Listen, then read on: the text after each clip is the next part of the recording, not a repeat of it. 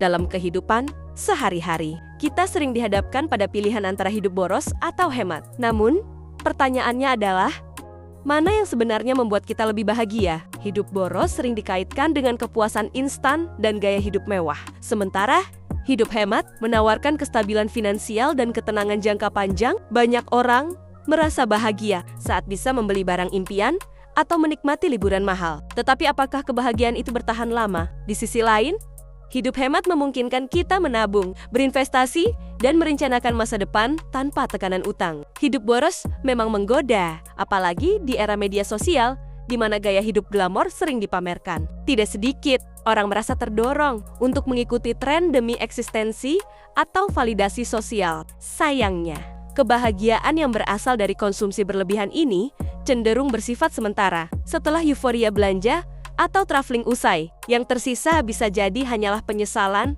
atau bahkan beban finansial. Inilah mengapa penting untuk membedakan antara keinginan dan kebutuhan. Sebaliknya, hidup hemat sering disalahpahami sebagai gaya hidup yang mengekang atau membosankan. Padahal, hemat bukan berarti pelit atau tidak menikmati hidup. Hidup hemat berarti cerdas dalam mengelola pengeluaran, tahu prioritas, dan berani berkata tidak pada hal yang tidak benar-benar dibutuhkan. Dengan hidup hemat, seseorang bisa merasakan kebebasan finansial, mengurangi stres, dan lebih fokus pada hal-hal yang benar-benar penting dalam hidup seperti kesehatan, keluarga, dan waktu luang. Selain itu, kebiasaan hemat membuka jalan untuk membangun kekayaan jangka panjang. Uang yang tidak dihabiskan untuk hal konsumtif bisa dialihkan ke investasi atau dana darurat. Dalam jangka panjang, ini memberi rasa aman dan kontrol atas masa depan. Banyak penelitian menunjukkan bahwa orang yang memiliki kontrol finansial cenderung lebih bahagia dibanding mereka yang hidup dari gaji ke gaji. Rasa tenang karena punya tabungan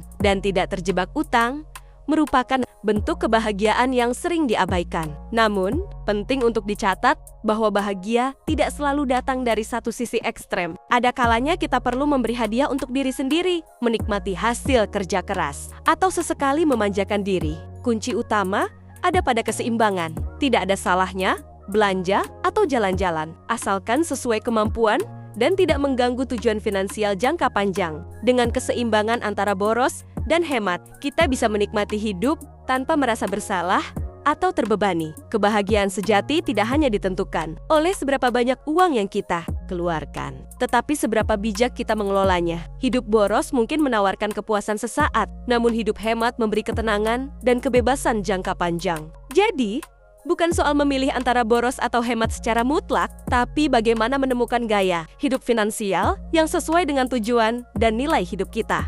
Menariknya, kebahagiaan dari pengeluaran uang sebenarnya sangat bergantung pada tujuan dan cara kita membelanjakannya. Studi psikologi keuangan menyebutkan bahwa membelanjakan uang untuk pengalaman seperti traveling, konser, atau quality time bersama orang terdekat cenderung memberikan kebahagiaan lebih tahan lama dibanding membeli barang-barang fisik. Ini menunjukkan bahwa bukan jumlah pengeluaran yang menentukan kebahagiaan, tapi nilai emosional dan sosial dari uang itu sendiri. Selain itu, penting juga memahami perbedaan antara self-reward dan impulsive spending. Banyak orang menggunakan istilah self-reward untuk membenarkan pengeluaran yang tidak terkontrol. Padahal yang terjadi justru kebiasaan konsumtif yang tidak sehat. Self-reward yang sejati justru hadir ketika kita sudah mencapai target tertentu. Misalnya menyelesaikan proyek kerja, berhasil menabung, atau menunda keinginan demi tujuan yang lebih besar. Dengan begitu, kebahagiaan dari self-reward terasa lebih layak dan bermakna bagi sebagian orang.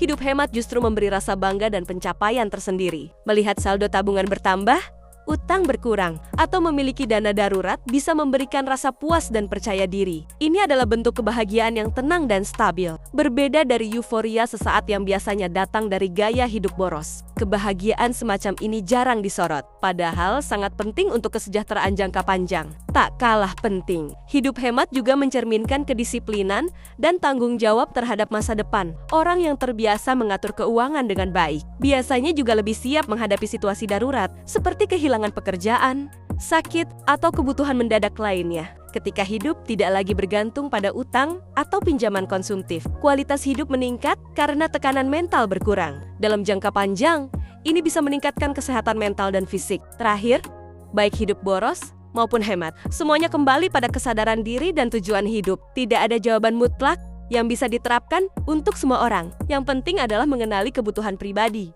menetapkan prioritas, dan membuat keputusan keuangan yang selaras dengan nilai hidup. Dengan pendekatan yang bijak, kita bisa tetap menikmati hidup tanpa harus terjebak dalam pola konsumtif yang melelahkan atau hidup terlalu menahan diri. Salah satu hal yang sering dilupakan dalam perdebatan antara boros dan hemat adalah faktor lingkungan sosial dan budaya. Kita hidup di tengah masyarakat yang sering memberi tekanan sosial untuk tampil sukses. Tidak jarang, seseorang merasa harus mengikuti gaya hidup tertentu agar tidak dianggap ketinggalan zaman atau kurang berhasil. Padahal, kebahagiaan yang didasarkan pada pandangan orang lain cenderung rapuh. Hidup hemat bisa jadi terasa sulit bila tidak diiringi dengan keberanian untuk bersikap independen dan tidak mudah terpengaruh tren. Kemampuan untuk mengatakan cukup juga sangat penting. Dalam dunia yang terus mendorong konsumsi dengan iklan, diskon, dan pay later, kemampuan untuk menahan diri adalah bentuk kekuatan. Mengetahui kapan harus berhenti membeli, kapan cukup menabung, dan kapan saatnya menikmati hasil adalah seni yang perlu diasah. Mereka yang mampu hidup dengan prinsip cukup seringkali lebih damai karena tidak terus-menerus mengejar kepuasan yang tak ada ujungnya. Tak kalah penting, hidup hemat bisa membuka peluang untuk memberi lebih ketika keuangan terkontrol dan tidak habis untuk hal konsumtif. Kita bisa menyisihkan sebagian rezeki untuk membantu sesama. Banyak orang merasakan kebahagiaan yang mendalam saat bisa berbagi, baik melalui donasi, sedekah, maupun dukungan kepada keluarga. Ini adalah bentuk kebahagiaan yang lebih bermakna karena tidak hanya memberi manfaat pribadi, tetapi juga berdampak positif bagi orang lain. Namun demikian, penting untuk diingat bahwa hidup boros maupun hemat bukan soal siapa yang lebih benar, melainkan soal kesesuaian dengan nilai dan prioritas hidup masing-masing. Ada orang yang merasa sangat bahagia dengan menghabiskan uang untuk passionnya seperti hobi, kuliner, atau fashion selama tetap bertanggung jawab secara finansial, sementara yang lain merasa lebih puas dengan hidup sederhana, menabung, dan meminimalkan pengeluaran. Kedua gaya hidup ini sah-sah saja selama dijalani dengan kesadaran dan keseimbangan. Bahagia bukan semata soal jumlah uang yang dikeluarkan, tapi soal bagaimana kita mengelola keuangan dengan bijak, sesuai tujuan hidup, dan tanpa tekanan eksternal. Hidup boros memang terasa menyenangkan sesaat, tapi hidup hemat memberikan rasa aman yang tahan lama. Di antara keduanya, kunci kebahagiaan adalah kemampuan untuk menentukan prioritas dan menemukan makna dalam setiap keputusan finansial yang kita buat. Dalam perjalanan menuju kebahagiaan finansial, perencanaan anggaran atau budgeting menjadi alat yang sangat penting, baik orang yang cenderung boros maupun yang hemat. Keduanya akan mendapatkan manfaat besar dari kebiasaan membuat dan mengikuti anggaran bulanan. Dengan anggaran yang jelas, kita tahu batas pengeluaran, target tabungan, serta ruang untuk kebutuhan hiburan. Budgeting membantu menjaga keseimbangan antara menikmati hidup dan tetap bertanggung jawab secara finansial, sehingga tidak merasa bersalah setelah mengeluarkan uang. Selain itu, penting juga untuk memperhatikan kesehatan mental yang berkaitan dengan uang. Tidak sedikit orang yang mengalami stres atau kecemasan karena masalah keuangan, entah karena terlalu sering boros atau karena terlalu ketat dalam berhemat hingga tidak bisa menikmati hidup. Oleh karena itu, menjaga keseimbangan antara kebebasan dan kontrol dalam mengelola uang sangat penting. Uang seharusnya menjadi alat untuk hidup lebih tenang dan bahagia, bukan sumber tekanan yang berlebihan. Faktor lain yang juga memengaruhi kebahagiaan dalam konteks keuangan adalah tujuan hidup jangka panjang. Saat seseorang punya visi yang jelas seperti ingin pensiun dini, memiliki rumah sendiri, atau membangun usaha, maka keputusan finansial akan lebih terarah. Orang yang punya tujuan jangka panjang biasanya lebih bijak dalam memilih kapan harus hemat dan kapan boleh boros. Dengan arah yang jelas, setiap pengeluaran terasa lebih bermakna, karena kita tahu kemana uang itu akan membawa kita. Tak kalah penting, literasi keuangan juga memainkan peran besar dalam menentukan kebahagiaan. Banyak orang yang merasa frustasi karena tidak memahami cara mengatur uang, investasi, atau menabung. Meningkatkan pengetahuan keuangan akan membantu kita membuat keputusan yang lebih baik, menghindari jebakan utang konsumtif, serta menciptakan rasa percaya diri saat menghadapi situasi finansial yang menantang. Semakin kita memahami cara kerja uang, semakin besar peluang kita untuk hidup lebih bahagia dan seimbang. Pada akhirnya, baik boros maupun hemat hanyalah cara, bukan tujuan. Yang terpenting adalah bagaimana kita menggunakan uang untuk menunjang kualitas hidup, bukan sekadar mengikuti kebiasaan atau tekanan dari luar. Bahagia tidak selalu berarti belanja besar-besaran, dan hidup hemat bukan berarti menahan diri dari semua kesenangan. Bahagia adalah saat kita bisa hidup sesuai dengan nilai, kebutuhan, dan tujuan pribadi kita tanpa terjebak dalam gaya hidup yang bukan milik kita. Dalam konteks keluarga, perbedaan gaya hidup boros dan hemat juga bisa memengaruhi keharmonisan rumah tangga. Banyak pasangan yang mengalami konflik karena perbedaan prinsip dalam mengatur uang. Satu pihak mungkin merasa perlu menikmati hasil kerja keras dengan cara konsumtif, sementara pihak lain lebih nyaman dengan gaya hidup minimalis. Oleh karena itu, penting untuk membangun komunikasi keuangan yang sehat dalam keluarga, agar setiap keputusan finansial diambil berdasarkan kesepakatan dan saling pengertian, bukan saling menyalahkan. Anak-anak juga belajar dari contoh orang tua dalam hal keuangan. Ketika mereka melihat bagaimana orang tuanya mengelola uang, bijak atau impulsif, mereka cenderung meniru pola tersebut saat dewasa. Dengan membiasakan pola hidup hemat, namun tetap seimbang, kita tidak hanya menciptakan kebahagiaan untuk diri sendiri, tetapi juga menanamkan nilai keuangan yang sehat untuk generasi berikutnya. Anak-anak yang memahami konsep menabung, prioritas kebutuhan, dan tanggung jawab akan tumbuh menjadi individu yang lebih siap menghadapi tantangan finansial. Di sisi lain,